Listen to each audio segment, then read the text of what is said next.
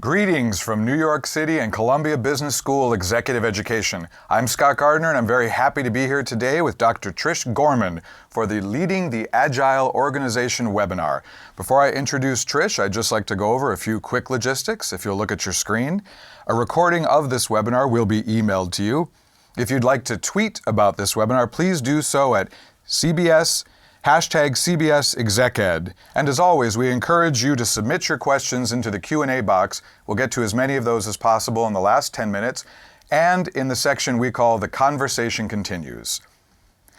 It's my pleasure to introduce Dr. Trish Gorman, who will serve as the faculty director of our upcoming Leading the Agile Organization program in autumn 2019.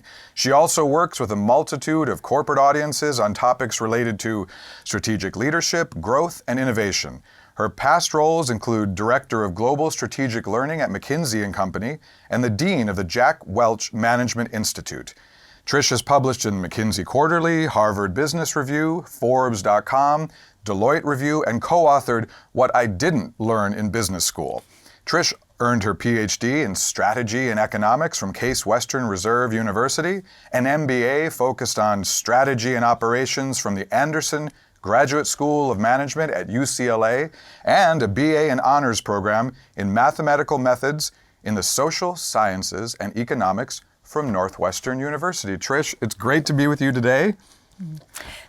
Thank you for having me, Scott. I'm looking forward to talking about how to be more successful in your efforts to be more agile. That sounds great, and you have a lot of great material. So what I'm going to do now is I'm going to step away and I'll join you in the last 10 minutes for the Q&A. Sound good? Thank you, Scott. Great. Great. It's a pleasure to be here. Welcome to Leading the Agile Organization. Some of you are already leading agile organizations. Some of you are agile leaders, and maybe your organization is still a bit risk-averse. Some of you are in very fast-moving, learning-focused organizations, but maybe you're concerned about your own skill set. So what we're going to start out by doing is reimagining our model of how strategic leadership works before we dig in more to some of the common pitfalls and opportunities in agility. So one of the things that when we think about agility, we think about ourselves as leaders, we think about our organizations. I'd like you to think more about how we can mutually reinforce some of the very important efforts that we make. You and your organization possess huge potential for agility, but it's also very easy for you to get off pace, for you to find more challenges than opportunities because of the need for so much coordination and communication to do Agile right. So we're going to talk a lot about where you have the power to make positive change. We don't actually think you can change your entire organizational culture or that you can change your entire leadership style, nor do you have to. It's important to find places where you can make positive change within your domain and take the actions that you can take. Let's talk a little bit about how some of the things you can do yourself might improve performance. On the left side here, you see a number of things that are, good research tells us we need. We need skills. We need skills like decision-making under uncertainty. We need to change our mindsets and attitudes to be growth-focused and relentlessly focused on value creation. We need to nurture our personal relationships and build trust. We need to work on motivation, personal style, manage and understand our own ambition. Our research tells us these are all great things to do, but if we do them all, will we be successful? Will we be agile and quick enough to navigate the uncertainties of our markets and meet the needs of our customers? Well, unfortunately, that's not enough. So let's move to the other side, to the organization. Again, we have lots of research that tells us that we need talent. We need to think differently about who we're hiring and what their aptitude for learning is and whether they fit with the kind of company we want to be. We work on our culture, our stakeholder relationships. Incentives are incredibly important at the organizational level. We need to shift our organizational posture. And what I mean by that is sometimes we're very back on our heels and reactive. We need to be focused on the future and very proactive as an organization. We need to be very clear on our objectives because we want to set those objectives and allow people to internalize and translate them and understand them so they can pursue the kinds of projects and the kinds of products that we want. So on the organizational side, if we did all this, would we be successful? Well, we should be, because that's an awful lot of work and it's all good to do. But until we get both sides talking to each other, until we get the leaders reinforcing what the organization's doing and the organization reinforcing what the leaders are doing, we won't actually be as nimble as we want to be. Okay? So true agility requires coordination. And the image that comes to mind for me, so I have a dog, many of us do, okay? I put my dog on a leash and we go for a walk. Now, if the dog's in the mood, we go a certain pace. He pulls on my lead. And sometimes if the dog's not in the mood, I need to pull on the dog. Now, why does this come to mind when I think about organizations? Because I feel I've had those same feelings and those same situations at work when the team is really moving and going, and sometimes they're almost outpacing our tolerance for risk or our ability to keep up as an organization. But sometimes we really have to drag people along with a change program or on a new project or to meet deadlines and goals. Okay, what we need to do is let go of the leash, get rid of the leash. Okay, in really agile firms, and forgive me if you don't like this analogy, but it's like dog agility. It's those types of field trials where you see the animals and the handlers, there's nothing tying them together. But at the same time, it's almost as though they can read one another's minds. They're really in sync, they're communicating, they're coordinated, they're moving quickly, they're overcoming obstacles, everything we want to be doing in our workplaces. How does that happen? Is it magic? No. There are skills and mindsets and behaviors and practices, but both parties need to be fully invested. Okay? So just if I'm a great dog handler, that doesn't necessarily mean that I'm going to be able to navigate the agility course with anybody else's pet. My dog certainly couldn't go with a great handler immediately, but over time, yes, these are skills that can be learned. And the biggest thing is drop the leash, have some trust. Understand there's going to be mistakes, there's going to be failures, maybe there's a bloopers reel of all the things that you're doing wrong. That's okay. One of the most important things about agile leaders is that they expect to fail. They learn from failure and they move on and get better and better. They're committed to that improvement. So some of the other things agile leaders do is, aside from learning from mistakes, is they actively seek out feedback.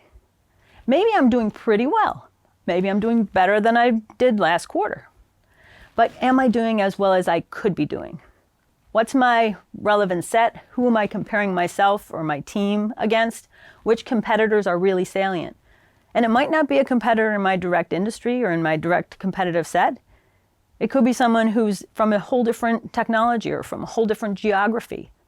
We want to find those relevant benchmarks and keep an eye on those, keep pushing and keep improving. I won't call out all of the different things that agile leaders do right now in this webinar, but I would like to draw out just maybe one or two, because one of the things I see the best agile leaders doing all the time is they're seeking to build new knowledge. They're not always just working their strengths.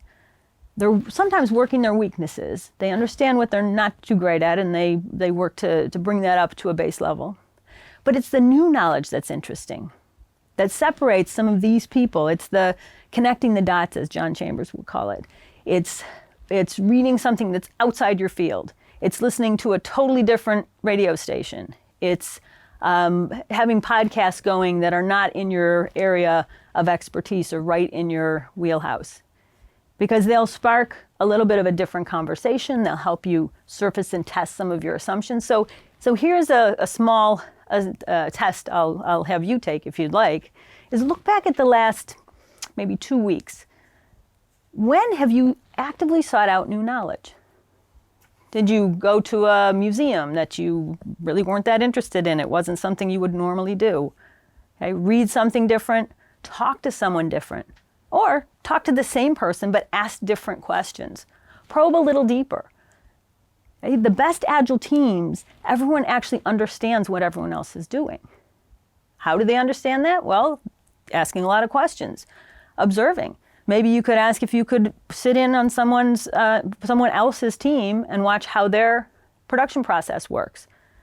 Have you toured a competitor lately? When's the last time you actively looked for a new perspective? And it doesn't have to be costly or time-consuming.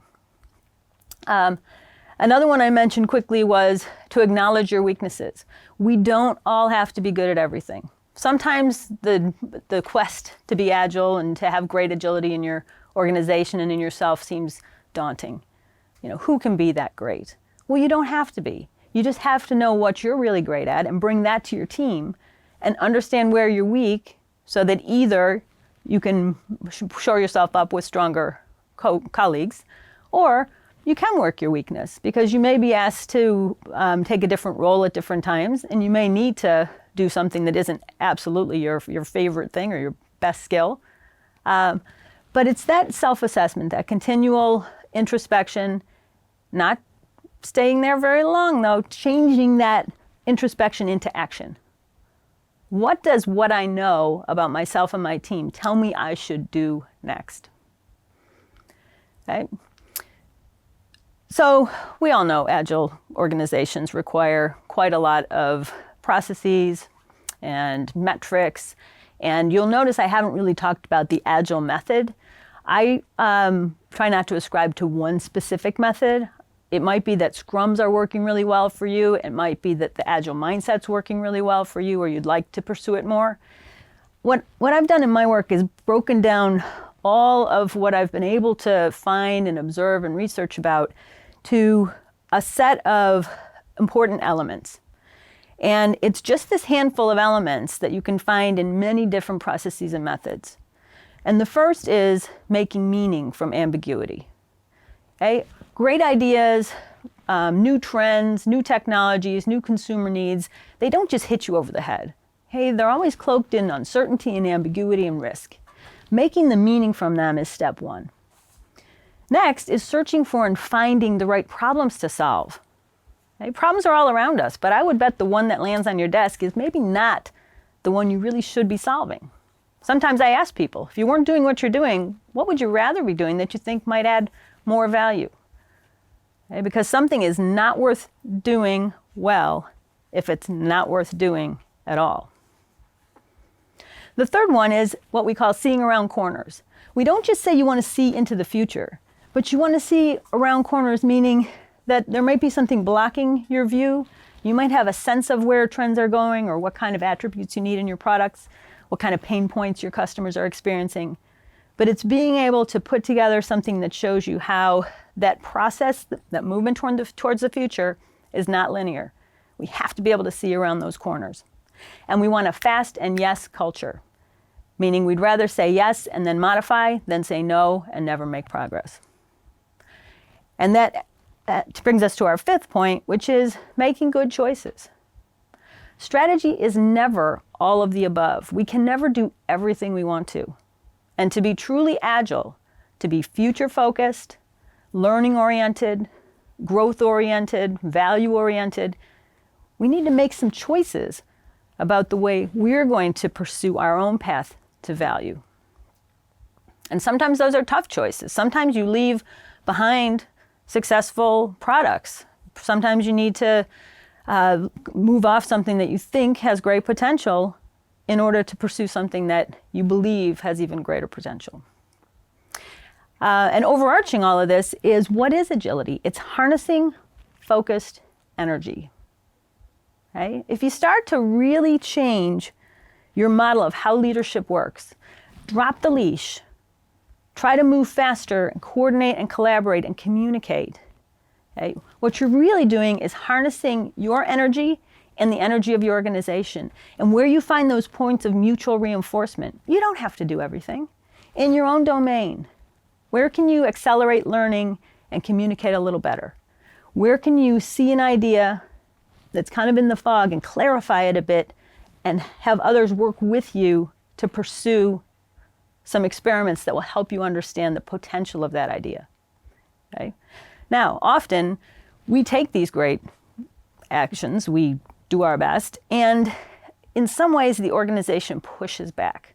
So when the firm's culture becomes more tolerant, sometimes the leadership actually pushes back and becomes less tolerant. In a way, all organizations are like organisms. They want to preserve their status quo because that's how they survive. There's a range of behaviors within which they know they're safe and they can continue to grow and survive. When we move outside of that range, if the leadership moves outside, the culture might snap you back. If the culture moves outside, the leadership might snap you back. This is common, this is normal. You actually need to redefine your set point and change from the idea that you're a stable firm with stable leadership to that you're an agile organization with agile leadership. And once you make that shift, then the whole organization or organism can readjust to the new truth, the new reality. And that is what we call a mindset shift or culture change.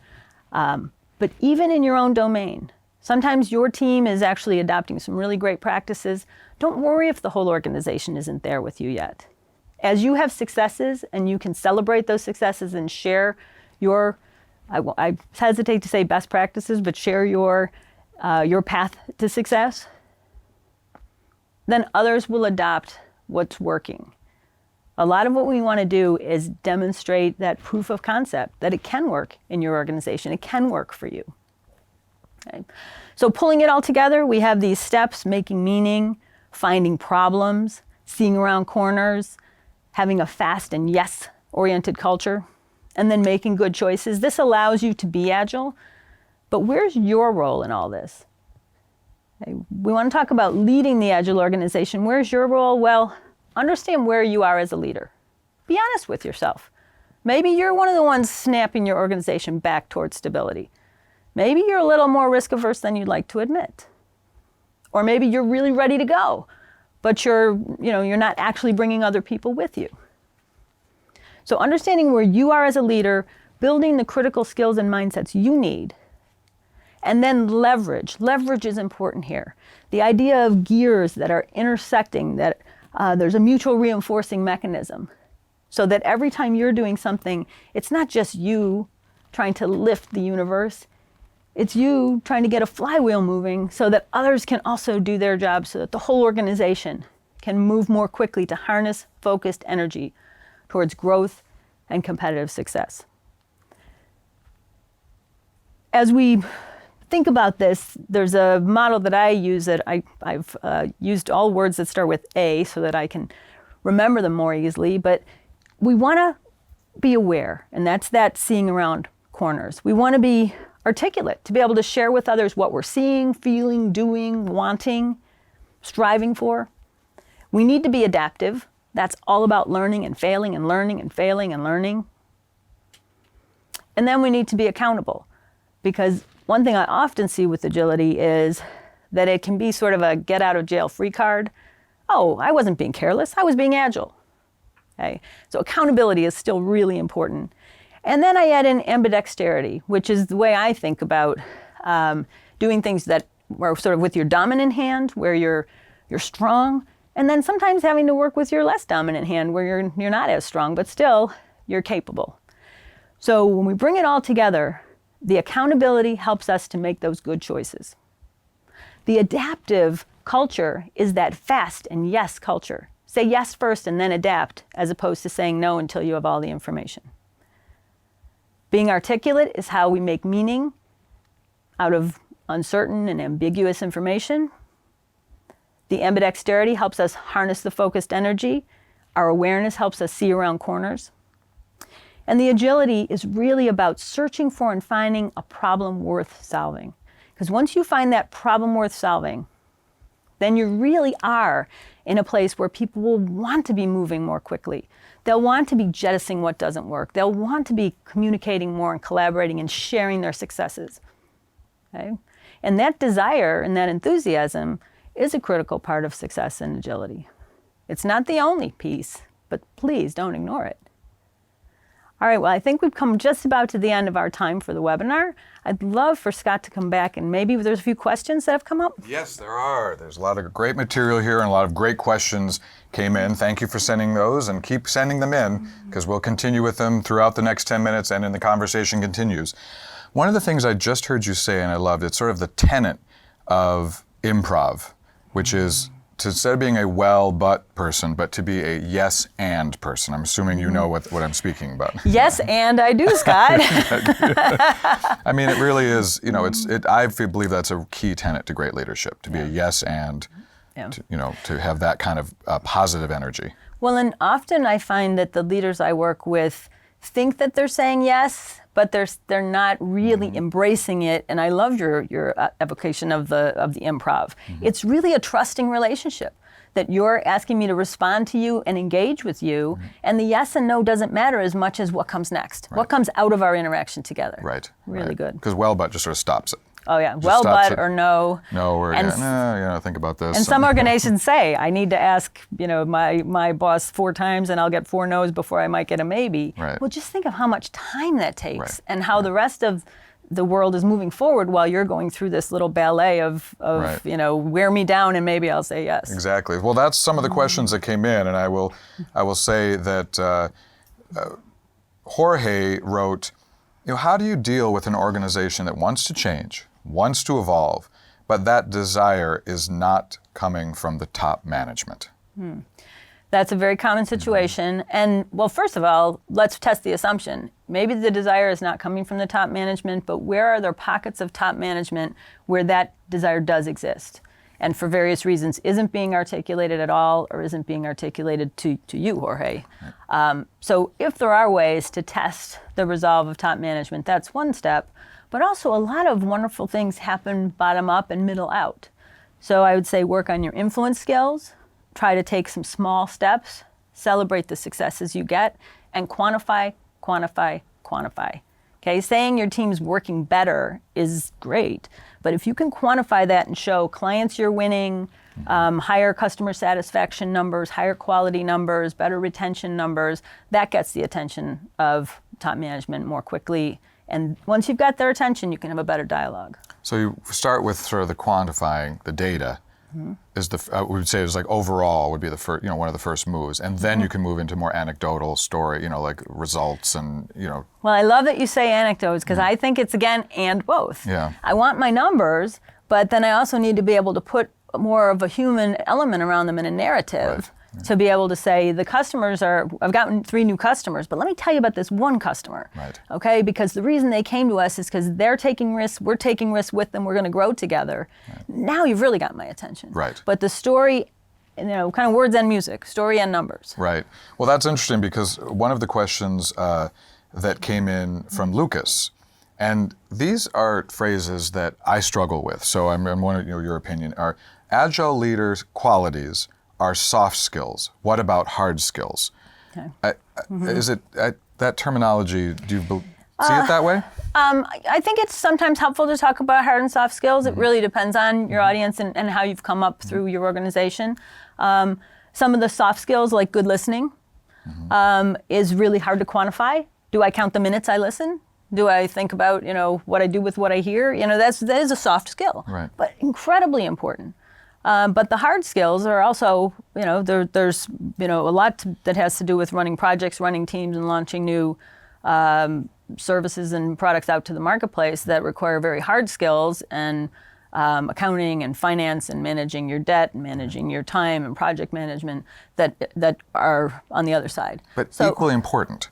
Equally important. I just don't like the implication to be that soft skills are somehow should be less or less important. I think they're all valuable in balance. Yeah, no, I really like how you say that. I've seen all, well, I guess there's maybe 3 real things. Soft skills are too highly emphasized, and really it's all about, the who you are and how you interact without a lot of accountability and metrics. Sometimes there's overemphasis on metrics, and in some places, I don't really think we're going for balance here. I think, again, it comes to do an assessment, figure out what you need, and build what you need. Right. Okay. Some of us are strong in places, and some are weak in others, but it doesn't it's not relevant until you look at the context. Context, yeah. Okay, so some industries require a lot more soft skills. Right. And some require a lot more hard skills, and some teams at one moment in time, one thing may really be dominant. So it's this, again, the agile idea of flexibility. So initially, what would you say the analysis to decide on that would be? The analysis would be to look at, really don't just say, I failed, I learned, goodbye. Analyze your experiences and also analyze your successes. Right. So if I can point to that by listening to a client really well, I was able to see something they needed and add an attribute to a product, Right. I want to unpack that even more. I listened to them, but then I must have told somebody or done something. Right. And then did I do a cost analysis, or what else did I do? And really break it down and have those conversations. Yeah. Most of us are so busy doing our work, we're not stopping to have that kind of conversation. Right. And that helps us do our work better. Great. All right, so this is I think a great question here from Olga, kind of along the same lines, but how do you deal with organizational traditions while staying agile? In other words, the historical way a company's been run, people, saying if it ain't broke, don't fix it type, behavior. Well, and I really think the word traditions, and words are so important. Right. So sometimes we call them orthodoxies, and we want to break them. Okay, traditions can be out of date. They can't be. I think the thing to look at is, what is the tradition in service to? The tradition may be where an awful lot of organizational knowledge resides. Okay, so what you're doing and the ritualistic stuff you're doing may have a lot to do with success. But if it doesn't, then letting go of some of that, and again, it could be in a way where you are very consciously doing it. I don't want to say conscious uncoupling, but, Right. but this idea that some things don't serve you anymore. Right. So look at tradition. If it's serving you, if it's helping with morale, if it's helping with camaraderie, if it brings the history of the organization or reinforces the brand, then keep it. Right. There are lots of reasons to embrace tradition, but there's also many reasons where it might be kind of an anchor as opposed to winning your sales. And in your experience with people who are trying to promote this, when they're dealing with a hierarchical, we got a question received from Philippe about very hierarchical, old-style organizations. What would the conversation starter, in your opinion, that you found most successful dealing with someone who does not want change? I think you start with respect and humility, okay? As opposed to threats or coercion or almost disdain. I mean, there's so many ways you can be sort of, you're wrong, I'm right, you're slow, I'm fast, you're old, I'm young. Right. That doesn't get us anywhere, No. okay? It's more, hey, we're different. Is there anything about how you are that can, combined with how I am, help us to find some points of leverage? Right. And respect. You've been successful in this organization up to now. What got you here won't get you there. There's a lot of other ways to frame the conversation, but be really careful just to not stop the conversation before it begins. Right. So even when the person who's trying to promote positive change needs to be keep remaining positive with the people who maybe they're having a stop with. Yeah. Okay. No, I think the best thing is to keep asking yourself, why do I think this is positive change? And to others, it may not seem that the net benefits are enough. So the conversation may be about, let's think about what we're losing while we're grabbing the golden ring, but we're losing something else. Are we okay with that? And who, maybe some people are suffering that loss more egregiously than others. So there's a lot of kind of processing, and trust me, as you said in my bio, I came out of mathematics. The fact that I'm talking about processing sort of institutional emotions, it just shows now how much I've seen in research and in experience that it really does matter. Right. Okay. Once you clear all that out, you then can decide what you're going to pursue and how you're going to quantify it and move forward. Right. So we have about 1 minute left, and we have a question here that says from Ghanem, Professor, what do you mean by energy in an organization? That's a really good question, Ghanem. Thank you for that. Energy is the time we invest of our lives to try to create value for our customers and for each other. It can be quantified in time, but an awful lot of it is also tried to be measured in things like morale. If you have sort of a corporate barometer of how many people are thinking they want to stay in this position and grow in this position. It's some of it, if you think about energy as sort of gas in a tank until you start the engine and get going, it doesn't getting you anywhere. So there's a lot of latent energy locked up in your organization. So we like to talk about the concept of energy because everyone's experienced it and can know that sometimes you bring a lot of energy to work and sometimes you just aren't feeling it. Right. So we're talking about time, enthusiasm, and sort of that collective spirit. Collective spirit. Great. Well, I think that's a great end to this webinar. Trish, thanks so much for being here today. We received so many wonderful questions, and we're going to also do The Conversation Continues. We'll send that to you along with this webinar. Thank you all for joining us. It's great to be with you. Thank you for having me.